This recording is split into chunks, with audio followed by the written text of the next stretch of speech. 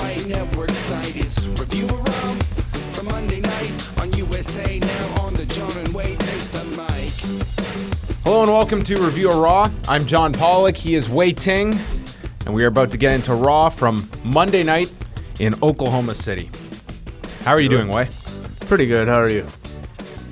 My head is spinning, to be quite honest. From what? It's been a very busy life. We are going to get into Raw from Oklahoma City on Monday night, and we kick things off, Wei. This show began as things just naturally do when six men are involved together. They just happen to be hanging around on some ladders in a ring, conversing with one another via microphones. Yes. This felt like one of the most convoluted stagings I have ever seen involving individuals for our opening interview segment. I appreciated the change from the typical one person comes out, gets interrupted, and the next person comes out, and they all have a match. They could have each come out with their own music with a ladder and set it up and then carry it. Like they're walking around from town to town with a ladder. That would have been a lot more awkward, I'm sure. Personalized ladders that you could market. Okay, wow. That's a great idea. But I didn't mind this, and, it saved some time on all the entrances. Well, Lillian wanted to stretch things out because she still felt the need that the visual wasn't enough. We had to go one by one and introduce them, to which Kevin Owens interrupted Lillian, stopping her from identifying all of them by name, saying, "Everyone knows who we are. We're all stars except for Sammy." And Jericho brags about being famous. Owens says that he's going to win the match. Ambrose simply wants to fight at the moment. And Owens says when he wins the Money in the Bank briefcase, he will challenge anybody, including the Nation of Domination, Jean-Pierre Lafitte, who I don't know if they would sanction. Would depend on the state. Yeah, he's got one eye. Waylon Mercy, or the Four Horsemen. He'll take on all comers. Zayn says he's not going to make jokes if he wins the briefcase. He'll offer it to anyone in the locker room and pay it forward. And then Ambrose says he's willing to fight a polar bear, the mole people, or aliens. To which Del Rio then yells, and Owen says, "Ooh, Spanish." And he refers to Zayn again as a paper boy and a dog covered in fleas. Oh, wow. Yeah. Then we got a comedy routine, between Jericho and Zayn, arguing if Jericho had ever won the Money in the Bank, first saying he was the first and then the sixth winner. The sixth winner actually was on this show. Do you know who it was? No, who was it? Jack Swagger. Oh. And he's probably in the back, like saying, "Yeah, that was me. Yeah. Nobody was listening to him.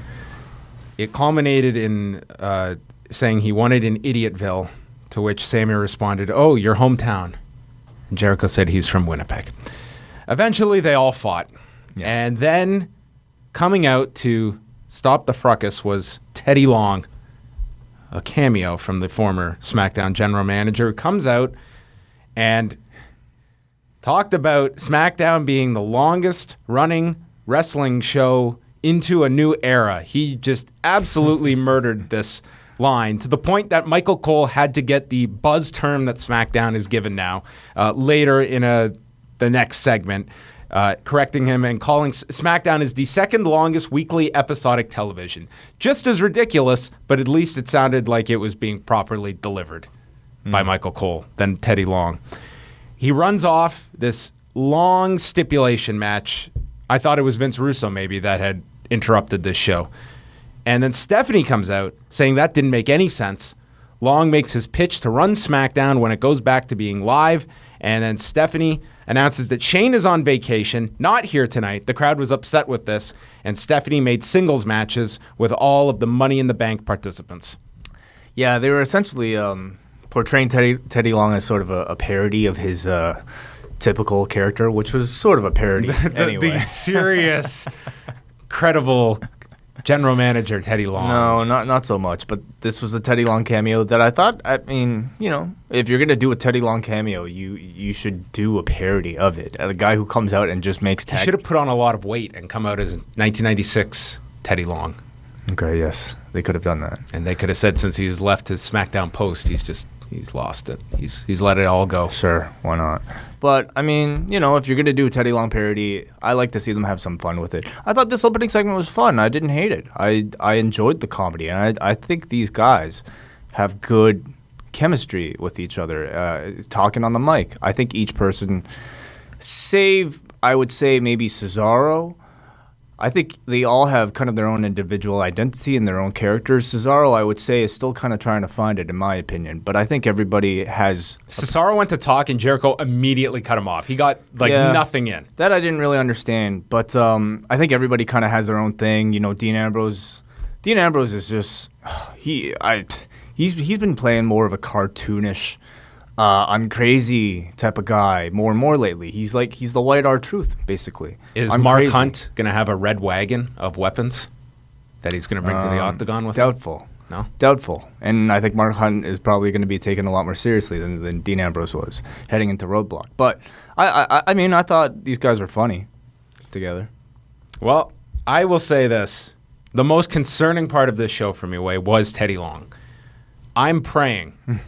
that Teddy Long just happened to be backstage, and they figured, let's use him on the show. There's no chance he's going to be the SmackDown man. No. Let me finish. If he had been backstage and just the day of, they're like, let's use him on the show. I can understand these segments. Yeah. If this creative team actually sat down and they brought this man, they made him travel to Oklahoma City, which is not where he is from, and this was what they brought him in for, then this brand split is doomed. Because...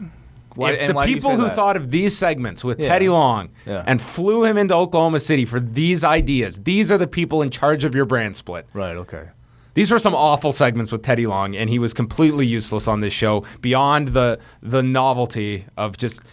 I believe the idea was simply to remind you that, hey, this brand split was happening, and they have a lot of weeks heading into that, and they need, to think of somewhat creative ways to remind you of this impending brand split. There was a plot reason here because this did showcase Stephanie as a heel the entire show. Yeah. There was nothing connected to her pseudo babyface turn. Mm-hmm. So if Shane McMahon comes back next week and he plays dumb that this never happened this prior week, that Stephanie outed herself as this manipulative McMahon that is after Shane's position, it still looks so stupid. The idea being that Shane must have been watching Raw and seeing these... Not watching segments. Raw. Right. If he comes back and doesn't realize it. Stephanie said this right on television. Yeah. So for Shane to come back and be buddy-buddy with Stephanie is illogical. I mean, they're going to... these backstage skits are always... They can't make up their minds about whether or not the characters themselves can actually see them.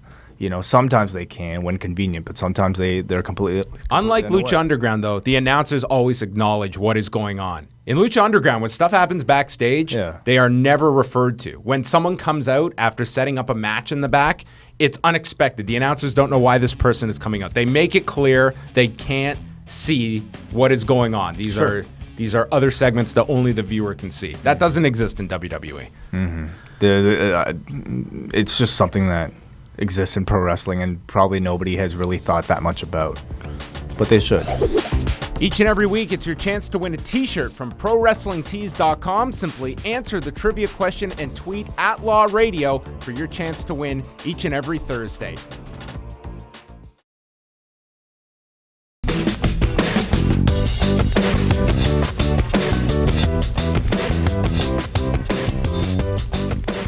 Chris Jericho and Cesaro was our first singles match of Money in the Bank competitors. They had Cesaro hit repeated uppercuts in the corner. He went for the Cesaro swing, and Jericho countered it into a cradle for a 2 count. Then there was a spinning uppercut off the ropes into a code breaker by Jericho. Cesaro then rolled to the floor. Cesaro went for the vertical suplex from the apron into the ring. Neutralizer got blocked. Jericho went for the walls, and Cesaro rolled around. And this slingshot attempt, Cesaro stopped himself from going into the ropes and then turned it into the swing. And then from there, the sharpshooter, and beat Jericho clean. Yeah, I mean, I think Cesaro is somebody that definitely needs it. You can argue that Jericho, coming off of losing so many of his feuds into this match, he kind of needs it too, but certainly not over somebody like a Cesaro. And Wait a minute, did he lose that AJ Styles feud? He lost most of the matches. Did Won he at not? WrestleMania. He won. To the guy who was challenging for the title. Didn't he lose like a tag match the next night? It was the 4-way the next night Okay. that Styles won. Whatever. Anyway, so Cesaro getting the clean win here. Fine. Yep, it was a decent match. Yeah. There was a Muhammad Ali tribute. They had a series of videos throughout the night with various tweets from performers. This one had Austin, Triple H, Brett, Shane, and the announcers talked about him. And then they transitioned to Money in the Bank, how it has a big fight feel attached to it, like a big Muhammad Ali title fight. I don't know about that. It's Mr. Pivot Point, Michael Cole. And they went into the first of 2 videos for the main event at Money in the Bank. The first one was Seth Rollins, which was essentially the 24 special from last week, condensed into 5 minutes. And re-edited to make him look like a heel. Yeah, that was a babyface documentary. And this one, I will say, they had him sit down for a new sit-down interview. As a heel. Yeah. However, still watching all of this way with all the footage they had of him as a kid, they showed the turn in 2014, the cash in, and then the promo that everyone talked about after that special, his groggy, like drugged out post-surgery promo, where he's cutting a promo into the camera about coming back to become champion. There's no editing, no matter how great the editor, no matter what soundtrack you have at your disposal, that you can use to make this look like a heel's video. It was just impossible. So it showed him watching WrestleMania this year and Roman Reigns winning the title. He called Roman a placeholder. He's not the real champion, and they're going to prove who is better at Money in the Bank. So I thought this was a good video. I thought it was great too. I mean, I think, anytime they do something like this, it's great. I just don't understand why they felt the need to turn Rollins a full-on heel when they just did a very much, I feel like these days they want to, like with Roman Reigns, they want to, start pushing characters that aren't necessarily heel, not necessarily baby faces, just like in real life. I don't know why they didn't try to do the same thing with Seth Rollins here by pushing him as also a baby face against Roman Reigns. We didn't see anything with Seth Rollins beyond this video, did we, tonight? He wasn't there live. Oh, he wasn't? No, I don't think so. No. I'm going to fully admit, my mind was not on Raw tonight. We didn't see Reigns either on the show, did we? No, that's right. Yeah, they were both just kept to the videos, which wasn't bad. I think it was, again, it was a 3-hour Raw, so you're going to have your dragging points. Rusev took on the 6th Money in the Bank winner, Jack Swagger, with Titus O'Neil on commentary. A dream scenario here. He said he would be a great champion, just like people such as Muhammad Ali and Martin Luther King Jr. Swagger went for the Patriot Lock, and Rusev kicked him off, went to the floor. There was a double clothesline on the floor with both just killing each other. And then the count was going, and Rusev shoved Swagger into Titus in the chair on the floor and just sprinted into the ring and got the count-out win at 3:37. And then afterwards, Swagger clipped Rusev's knee, and Titus hit him with the big boot as Rusev bailed.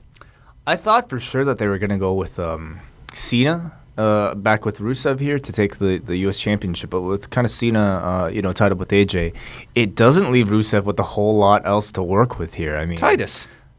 Okay, a man who hasn't had a match in many months, and I wasn't all that impressed with him on commentary tonight. He does sound. No, he was very dry. He does sound comfortable, but he has that like athlete, like hockey player delivery, football player delivery. That's just like, comes across. He's got to watch some Muhammad Ali promos. Yes, absolutely. Don't worry about being a champion like him. Yeah. Try and be a tenth of the talker he was. So, it is believable. He comes across as a very confident person, but it kind of lacks the charisma for a pro wrestler, in my We've opinion. talked about it. When you are put in that spot for the commentary, it's a golden spot. Yeah. And it can really get you places if you can hang with the announcers and you come across, like, look at Kevin Owens. Oh, yeah. And what he did with that time. That spot is also a spot that often exposes people. Yes. Often exposes characters who don't know how to improvise and can't really speak from their characters' perspectives. Well, sometimes you don't know what's going to come your way promo-wise. John Cena came out, and he announces as he walks out to the entranceway, "We've got a good group out here tonight," referring to the fans. And he comes out, and he said that last week, I wasn't aware of this last week, it was a once-in-a-generation moment with him and AJ Styles. Once in a generation. Then he brings up the Rock, which happened like in the same generation. Different generation, way. Oh, okay. That was 2002. No. He's talking about him and the Rock.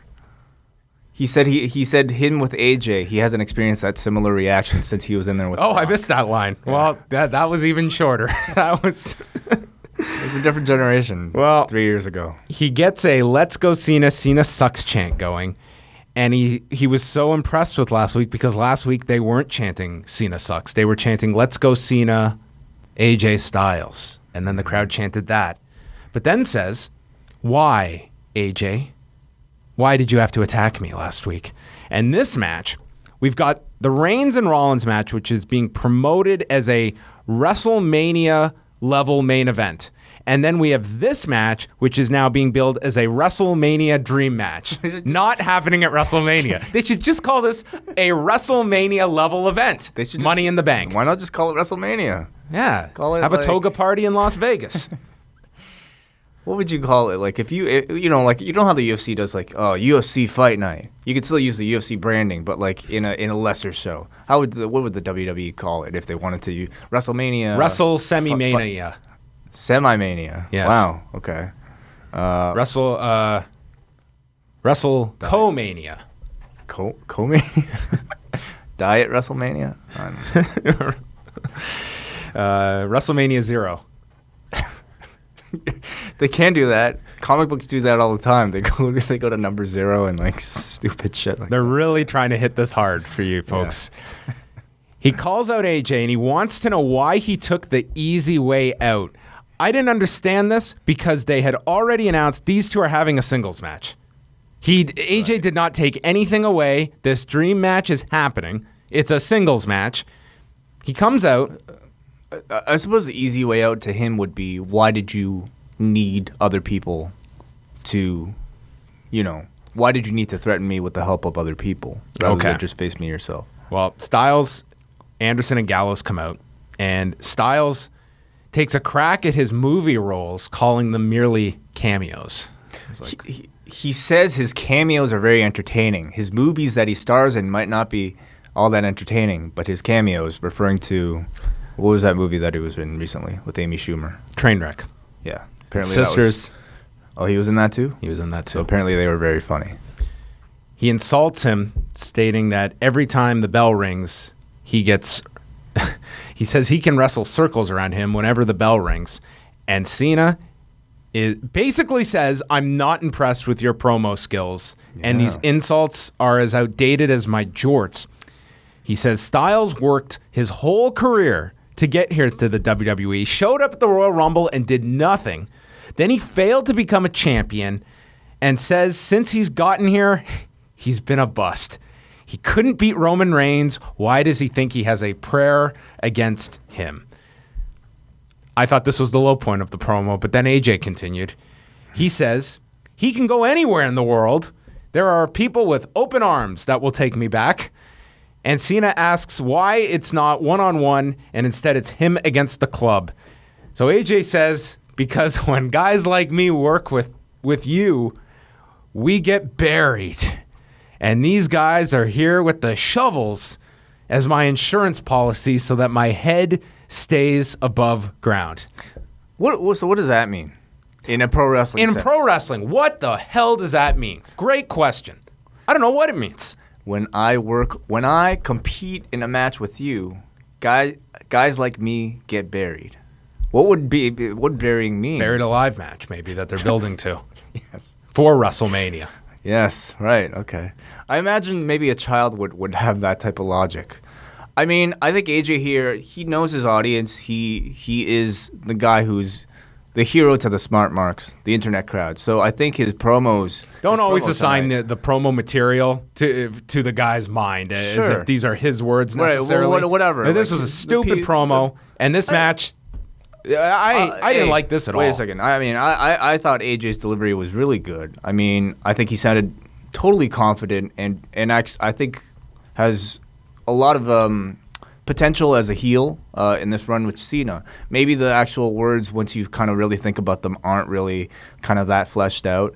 And the logic within those words, maybe not. But I thought he sounded very good. And I thought Cena, for his promo, sounded very good too. Just kind of listening to the words. But I'll even say... Did he raise his opponent to his level? No, he didn't. Did he make this feel like a dream match? Cena knocked AJ down, I think, too far. Cena's promo felt more reactive and thus more organic.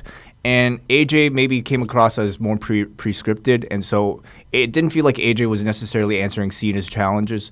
And so Cena definitely came across better. I would say better to the point where he overshadowed AJ, and instead of building his opponent, he took him down maybe too far. And, you know, Cena's very good, but he kind of made AJ look a little too small, in my opinion. So maybe they have to kind of work on that. Oh, I would say they have to work on that. We can get the construction signs out.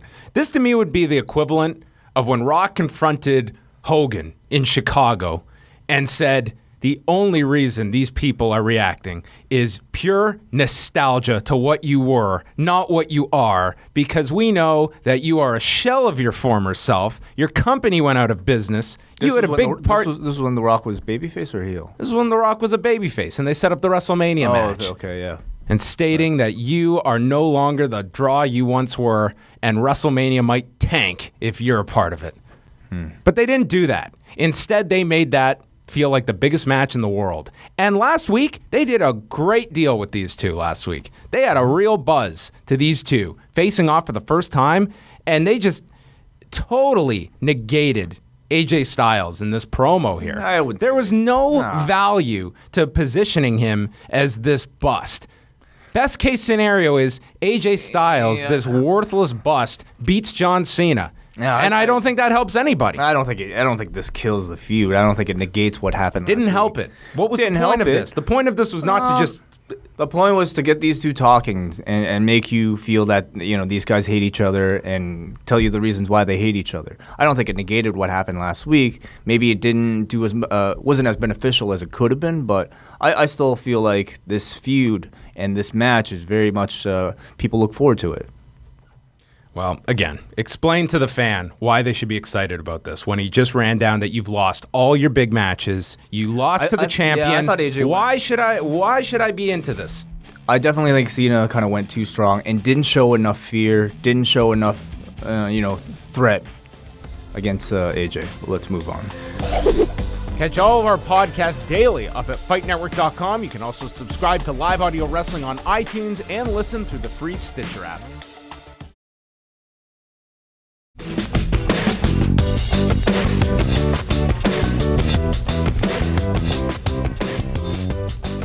The Vaudevillains took on Enzo and Big Cass in a rematch from Payback. Cass and Enzo came out and pretty much did an unofficial tribute to Muhammad Ali here with their promos, and even Enzo had it on his wrist tape as well. Did a great rhyme, called him Butterscotch Gotch, and Aiden, I Can't Stop Hating English. And Cass said that he's going to big league eat you up and spit you out. Match began, and there was an Empire elbow to Gotch, and then English made the save, and then English grabbed Enzo and threw him at the ropes, redoing the Payback spot, and did essentially what they were, I guess, aiming to do at Payback. Yeah, they replicated the injury angle, or at least they tried at a much slower speed. And Enzo goes down to the floor, and English yells to stay down this time, and Cass is supposed to have this, like, Hulk up moment. He was supposed to turn Super Saiyan. Yes. Basically. So he did this and attacks English and is stomping him repeatedly and gets disqualified, and then it's a big boot to Gotch, spinning side slam, and leaves him laying.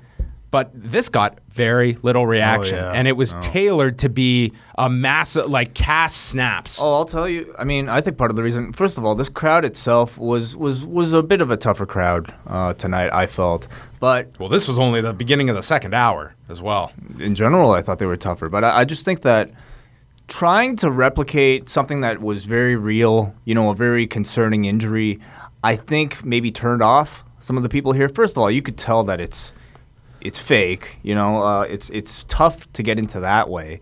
It was also a crappy finish to a match. Like, stomps in the corner. It's just, I don't think people are really accepting of that as a DQ. Yeah. I think he just could have been more animated and done.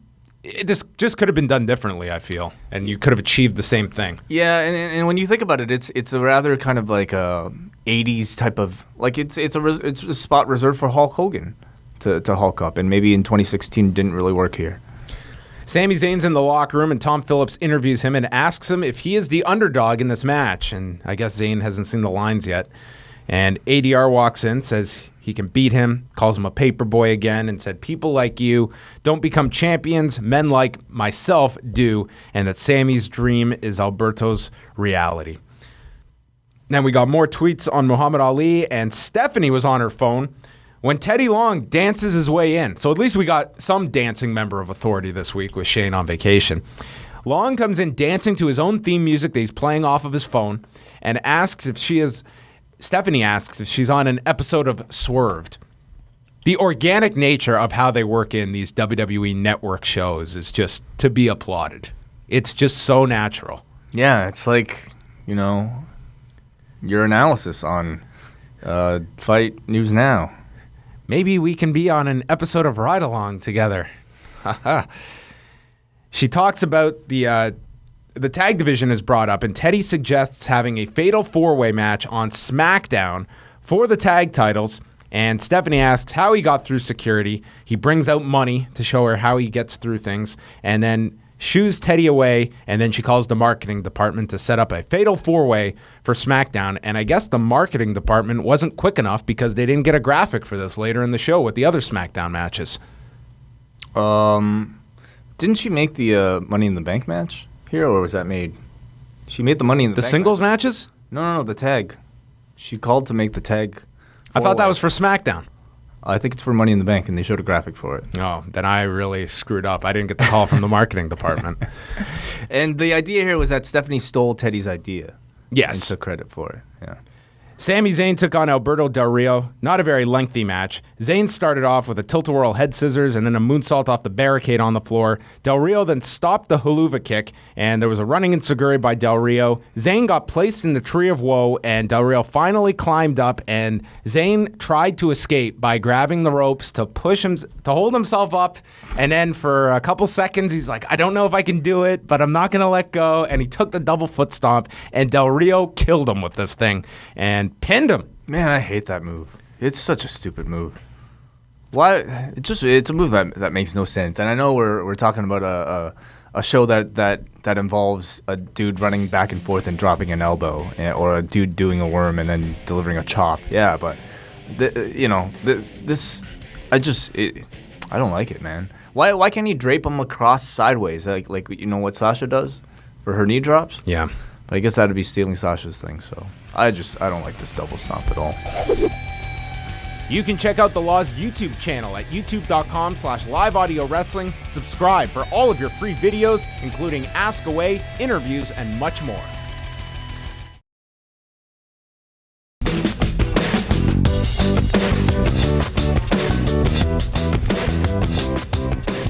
Owens and Ambrose are backstage. They go through their history together. Owens says that Ambrose needs help. Ambrose says that Owens needs help. That was it. That was the segment. Roman Reigns' video feature. He called their debut in 2012 awesome. They show their days as the Shield, where he was the muscle and Rollins was the architect, a title that he loved. And Rollins is a guy who thinks he invented Pop-Tarts and sliced bread. And he describes how he was pushed in WrestleMania 31 in the main event and watching the fireworks go off as he was sitting in the ring with Rollins winning the title, and he just laid there in front of his family. And says sometimes anger is the best motivator that a man can have. And winning the title at WrestleMania 32, they showed that and setting up the Money in the Bank main event. I thought this was a very good video. It was very good, but when you compare it to the Rollins video, this paled in comparison and just made you want to cheer for Rollins more. I mean, Rollins' story is real, it's organic, and here you have Roman Reigns, who's just got your typical scripted, series of failures that just kind of reminds you, hey, we don't really like this guy as much as we like the other guy. So I like the fact that they, use these videos. I think it's a very effective tool that they don't use often enough. But you have two base stories here that just don't really match the roles that they're given. Well, the two stories, though, are that each one feels that the title was stolen from them by the other. With Reigns, it was with the Money in the Bank cash-in, and with Rollins, it was when he went and got hurt, and Reigns came in and never beat him for the title. So you have a good story there. And Reigns is the current champion. So who do you want to see get the belt? And also, which one is more believable? Which one was real? Which one is not real? Well, I mean, you're certainly going to go to the real story of Seth Rollins. I'm saying they're fighting an uphill battle, and maybe reminding us of Rollins' injury is not really the best way to build this. Yeah, it's difficult. It's a great story to have, and it's it just would be a waste of a great story is what it is. I mean, if they weren't using that footage, I think it would be a mistake, but he's in the wrong role. Yeah. And we all knew that. Big time. We all knew when he returned that he had a great opportunity as a babyface, but their number one babyface and number two babyface positions, they are reserved. They are taken. Yeah. So that's just the reality of where things are. If Rollins was brought back as a babyface, he wouldn't be in a title match, and he'd probably be working in the Money in the Bank match. I don't know why you can't do a double babyface match like you did with AJ and Reigns. Because they need heels. You've turned AJ, but you're not going back to that. Is Rollins that great of a heel right now? Well, I mean... Against Roman Reigns? I think he's going to get cheered at Money in the Bank. Yeah, I do think that's going to be the case. Turn him heel afterwards, like they did with AJ. Dean Ambrose and Kevin Owens was our next match. They fought on the floor. No, what about the Darren Young thing? Was that? I think that was later, wasn't it? Okay. It was a repeat of last week's anyway. Sorry, yeah, go ahead. The Dirty Deeds got blocked by Owens and then hit Nintaguri and a running senton for 2 on Ambrose. Owens got stopped on the top turnbuckle. Ambrose hit a superplex, big lariat. Then Owens came back, cannonball. And then Owens caught Ambrose on a suicide dive attempt, drove him into the apron, and followed it with a splash off the apron to the floor. They go back into the ring. Ambrose holds on to the ropes on a pop-up powerbomb attempt, ducks a clothesline, and hits the Dirty Deeds and pins Kevin Owens. So in all 3 instances of these Money in the Bank singles matches, we had clean finishes. So should you expect that the 3 winners don't have a prayer of winning this briefcase? Was that what we were supposed to be told? I personally don't think it means anything, the outcomes. Afterwards, Ambrose wanted to celebrate by grabbing the briefcase when it doesn't matter. So he pulled out this ladder, climbed, and it got tipped over, and Owens laid him out. So this briefcase just, I guess, hung there all night. Yeah. It'll be there next week, too. Coming up this Wednesday on Review Away, Wei Ting and I will be reviewing the first 2 episodes of Insane Championship Wrestling's Fight Club show, which just premiered on Fight Network and airs Thursday nights. Tune in to Review Away this Wednesday at liveaudiowrestling.com.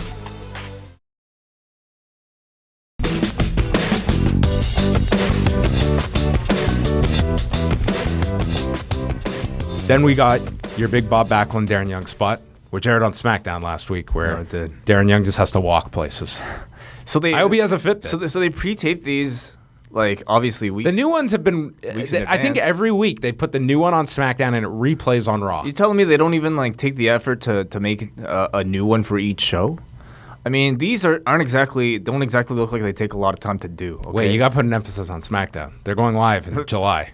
You got to have fresh content. It's just silly. I mean, I think this concept kind of has some potential. These two are kind of like... I don't mind these spots. Yeah, they're total opposites, but to me, they fall flat. I think you could do a lot more with these two. Get them out of the studio. Have them do something together.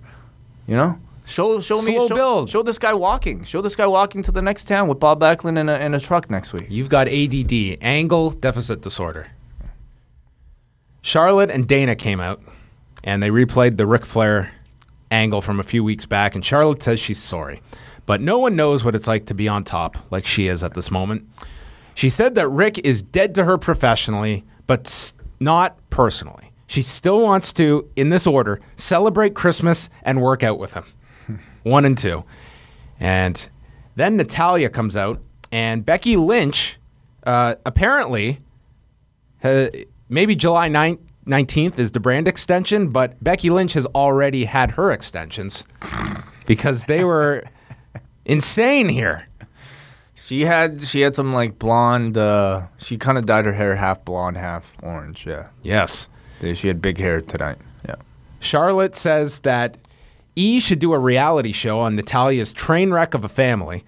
And Becky then says that Charlotte uses everybody, and they're trying to convince Dana that Charlotte's eventually going to turn on her. And Dana is doing a masterful job of teasing that she's going to leave Charlotte here after 2 weeks. And she moves to the side and then goes to strike Natalya, and Becky was so upset about this, she charged at Dana, but in doing so tripped over Natalya. Yeah.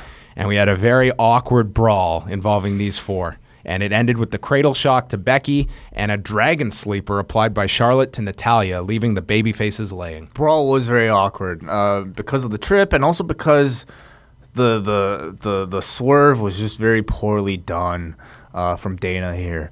I think they're very clearly not interested in giving her a microphone to speak. I feel like this was an opportunity where she needed to talk, to kind of really sell, the idea that she might leave Charlotte, or at least just a chance to get her some of her personality across with the attention that she was given here in the segment. But she didn't do that, and I thought the attack was very flat. And I was confused by Charlotte's promo apologizing to Rick and what she was trying to get at. Yeah, it was almost like, I hope I didn't get too much heat for this promo. Yeah. Let's dial it back a little. Yeah, what was the point of it? I didn't really understand what the need was to go back on this. This was the whole point to make Charlotte to make her a dislikable, awful girl. Yeah. Anyway. Another Shining Stars promo. Maybe they'll run into Backlund and Darren Young. Maybe they will start walking to a future Raw, and they'll run into each other on the stable road. Could you imagine that? Yes. With Bob Backlund? No. Backlund's Shining Stars. No, please. His pupils. Tyler Breeze and R-Truth were next. This was a long show. Fandango hit Truth from the floor, and this forced Goldust to attack Fandango. They got into the ring, and the match is thrown out in 55 seconds. This also featured an insert promo at the beginning of this match with Fabrice using the word Eurogigantic. Aerogigantic. Aerogigantic? Yeah. How do you spell that? Aerogigantic. Aerogigantic. And Tyler was also shaving Fandango's back. Yeah. JBL jumped the gun on this promo because, before the promo aired, he was like, did Tyler Breeze really shave Fandango's back? And then Byron called him Nostradamus or something, and they kept making fun of him. So JBL, spent the rest of the segment, trying to defend himself. But, I think these segments are funny. They're playing Zoolander, and I think it works well for pro wrestling, heels.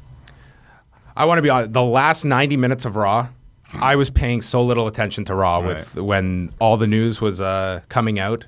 I have no recollection of anything you just said there involving JBL and talking about defending himself. It's all right. None of this. Teddy Long. You got a real job. You have a real job aside from this wrestling review. I understand. Raw was kind of background for most of tonight. Teddy Long came out and went to make this a tag match, which I think fans, hardcore fans, get that joke. Right. This audience did not, and this was just a joke that fell flat. You're right. The casual audience doesn't really care. But, should you always book for the casuals? Could you not, kind of throw in, little things here and there? Easter eggs for the hardcores. Teddy Long makes a tag match. I thought that's what the whole purpose of him in that first segment was going to do, was to make a tag match with the 6 guys in there. But of course, with this limited roster in 3 hours, we cannot have all 6 guys in one match.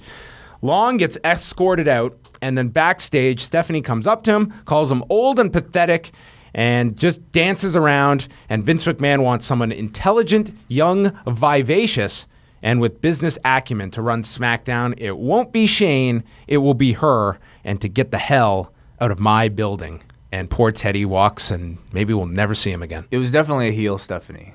You think? Yes. Well, it wasn't outright. It's not like she was hitting people with steel chairs or anything. But did she also kind of make it clear she doesn't want to be running Raw? Maybe she wants control of both, but I don't know. I don't know if it was outright. Coming up this Sunday night on The Law, live audio wrestling, we will have a full review of TNA Slammiversary. Plus, we'll chat with Dave Meltzer, editor of the Wrestling Observer newsletter, and lots more. It's The Law, coming up this Sunday night, 11 p.m. Eastern Time. Listen live at liveaudiowrestling.com.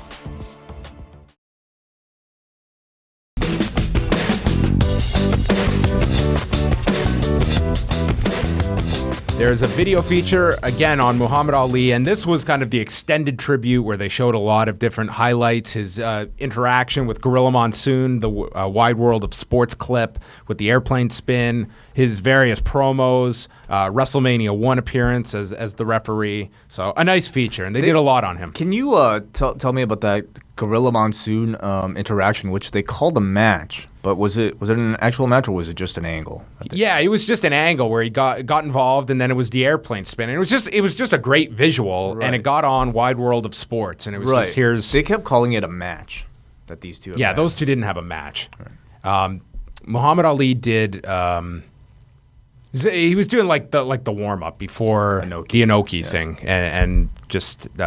Promoting that, and that's what they were pushing. Michael Cole, in fact, said that was the match that got him interested in sports entertainment. Oh, Muhammad Ali, I'm surprised they just didn't call him the original sports entertainer. Yeah. He was sports entertainment's finest. Yes. There will be an Ambrose Asylum next week with the Shield members together in New Orleans. And then they announced Becky versus Dana and Jericho versus Ambrose for SmackDown, and the Fatal 4-Way will be at Money in the Bank, correct? Yes, I believe so. Is that right, Sam? I might be tested. New Day took on AJ Styles and the Club in the main event.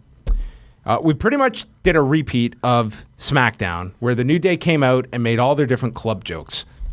Oh, they did that on SmackDown? They did on SmackDown, including the car safety device. Wow. I guess SmackDown is like the rehearsal to Raw. It's the read through. Yeah, the dress rehearsal. Yes. Yeah. This led to jokes about the Mickey Mouse Club and Xavier going to sing the theme song, but was stopped. Then Xavier went nuts. He hit a tope con hilo to the floor onto Gallows, hit a forearm to AJ, and then Anderson hit him with a bicycle kick on the apron and right into a Styles clash on the floor, which eliminated Xavier Woods. This all happened before the match began, and after the commercial break, Kofi and Big E returned to the ring, and it was a 2-on-3 match. And Kingston did a big comeback sequence, got the crowd going for a bit here, hit the boom drop. There was a DDT to Gallows. Then Styles hits him from behind. Kofi misses with a reverse cross off the turnbuckle, and then the Styles clash gets blocked. Kofi hits the SOS, and then Big E returns with a belly-to-belly to Anderson. Kingston knocks Gallows out, and then he gets hit with the phenomenal forearm, and AJ Styles pins Kofi Kingston at 5 minutes and 11 seconds. The bust comes through. No, that's right. Yeah, I mean, tonight Raw, how many weeks are there until Money in the Bank? 2. 2 weeks, So one more Raw. Well, I was going to say tonight's Raw. Great go-home show? No, I was going to say tonight's Raw seemed like one step in a long road towards Money in the Bank. Now we got one more week. We have 2 weeks. So, I mean, honestly, I feel like this is a card that doesn't really need that much build. I think the matches on paper are already very strong. So, I mean, they could obviously do more always. This should be a very good show. Yeah. When you look at the lineup so far, just with the main event, Cena Styles, the Money in the Bank ladder match. I mean, those 3 matches alone, those are going to be 3 great matches. Mm-hmm. And then, of course, the Fatal 4-Way is going to be part of Money in the Bank. Which I'm not, I mean, I suppose it's kind of another excuse to kind of have the Club and the New Day further their storyline without actually putting them together in a match. But I don't like the idea of, you just had a whole tournament to grant guys a title shot. So they should supposedly have had to work really hard to get that title shot. And now you just have the Club, out of nowhere get a title shot. You have, what was the other team? The Vaudevillains get a rematch. And who else is there? Enzo and Cass are getting a title shot. Why? Well, they were, it was a no contest tonight. So that means both teams won tonight. All right. That was it. Before we wrap this up, Wednesday night, TakeOver. Will you be watching it? Definitely. It might be the end. We've got Finn Balor and Samoa Joe in the main event for the NXT title. Who of those two do you well, first of all, who do you think will leave with the championship, and who do you think do you think either of these men get called up in the draft? I think there's a good chance at least one, if not both, end up there. Yeah. I wouldn't even be surprised if they do something on Wednesday where they make it known that certain people in NXT, they may even say the NXT roster is part of this draft as well. And that could be a tease too. I see at least one of them going up. I feel you should leave the title on Joe at this point. I think Balor's just about done at this point, and I think you have a plethora of guys there in that top mix, and you could SmackDown and Raw need those guys more than you need in NXT at this point. So then you also have Shinsuke Nakamura and Austin Aries. That should be great.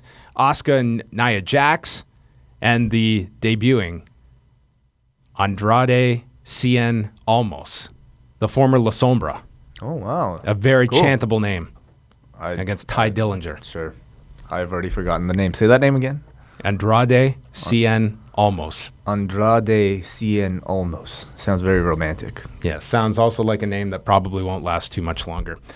Nor are we, because we are all out of time. We are going to be back on Wednesday with a brand new edition of Review Away, where we are reviewing Insane Championship Wrestling. Their first 2 episodes airing on the Fight Network. Thursdays at 1 a.m. Eastern. Yes, and another promotion coming to Fight Network, which we will announce Sunday on The Law. So that is all for us. For Wei Ting, I'm John Pollock, and thanks for watching Review of Raw.